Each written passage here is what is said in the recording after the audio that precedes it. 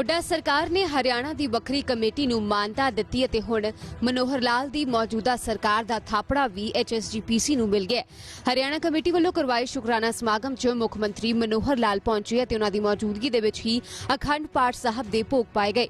अखंड पाठ की शुरुआत भी मुख मंत्री मनोहर लाल ने ही करवाई सी। सुप्रीम कोर्ट के फैसले का स्वागत करदिआं ऐलान किया कि जल्द ही हरियाणा कमेटी दीआं चोणां करवाईआं जाणगीआं।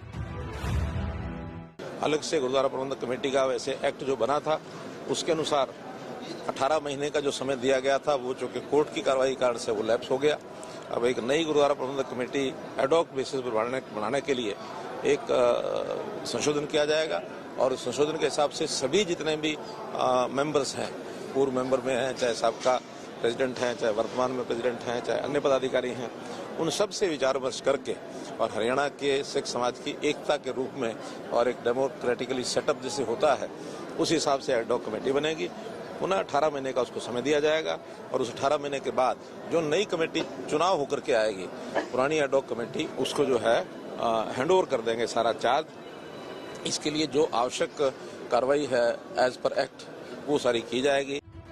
हालांकि SGPC लगातार इसनूं पंथ ते हमला दस रही है। शुक्रवार नूं फैसले दे विरोध च SGPC ਵੱਲੋਂ खालसा मार्च कड्ढे गए। अकाली दल के प्रधान सुखबीर बादल भी इस च शामिल हुए सन। अकाल तख्त साहब ते जाके पंथ दी इकजुटता दी अरदास की गई सी। इल्जाम लाए कि पंथ नूं तोड़न दी साजिशां हो रही हैं अते इकजुट होण दी लोड़ है, पर मनोहर लाल ने इन्हां इल्जामां नूं खारिज कीता। कब्जा कर लिया RSS ने, हुण हरियाणे की वारी है, उहदा अगला निशाना पंजाब है। अपना साडा धर्म है, असी किवें मैनेज करना है वो साडे ते छड्डो,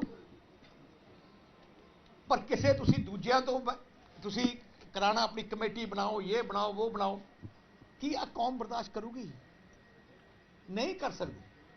ये सिख समाज को कोई दो फाड़ नहीं है। सिख समाज मजबूती से खड़ा है और जो एक अकाल तख्त जो जिसको कहना चाहिए एक सीट ऑफ जस्टिस जिसको कहा गया है वो सारे समाज की एक ही है, उसके अंदर कहीं कोई अंतर नहीं है, पंथिक रूप से एक है। केवल प्रबंध की दृष्टि से अलग अलग पहले भी अलग से कमेटियां हैं, एक नई कमेटी को मान्यता मिली है। दिल्ली की गुरुद्वारा प्रबंधक कमेटी अलग है तो कोई सिख समाज के अंदर कोई फूट थोड़ी आई है।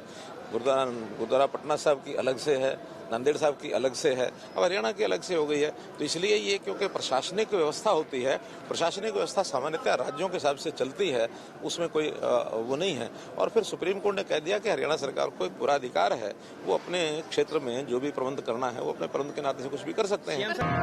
हरियाणा के गुरुद्वारिਆਂ ਦਾ ਪ੍ਰਬੰਧ ਪਹਿਲਾਂ SGPC ही ਵੇਖਦੀ ਸੀ। 22 साल पहला वक्री कमेटी बनाउण दी मंग उठी। SGPC ते हरियाणा नूं नजरअंदाज करन दे इल्जाम लगाए गए। जगदीश चींडा की अगवाई दे विच ही पूरी लड़ाई लड़ी गई। 2014 च हुड्डा सरकार ने कमेटी नूं कानूनी मानता दित्ती।